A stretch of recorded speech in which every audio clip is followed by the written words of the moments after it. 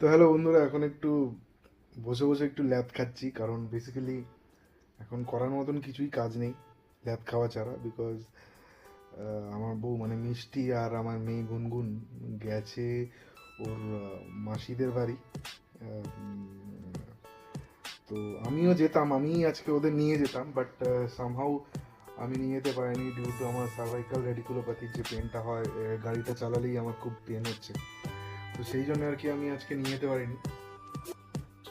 তো বাধ্য হয়ে আমি ছেড়ে দিয়ে এসেছি, আমি ওদেরকে ছেড়ে দিয়ে এসেছি ওখানে, বাট সামহাও আমি যেতে পারিনি।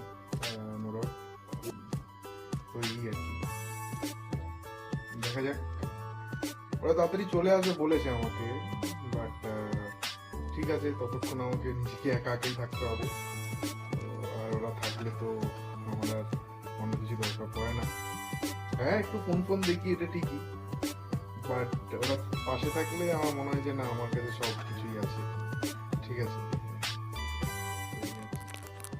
হ্যালো বন্ধুরা, এখন আমি সদ্য এসে অফিস থেকে এসে জাস্ট বসলাম, আর এখন একটু ভিডিও বানাতে ইচ্ছা হচ্ছে, তাই একটু ভিডিও এখন একটু ভিডিও বানিয়ে নিই। দেন এখন কটা বাজে, বড় জোর হয়তো দেখিনি, এখন বাজে হয়তো 8টা, সাড়ে 8টা, এই সাড়ে 8টার মধ্যে আমার মেয়ে ঢুকে যাবে।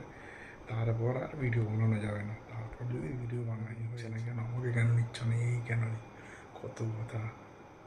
ঠিক আছে, তো এখন ওই একটু ল্যাট খেতে বসেছিলাম আর কি।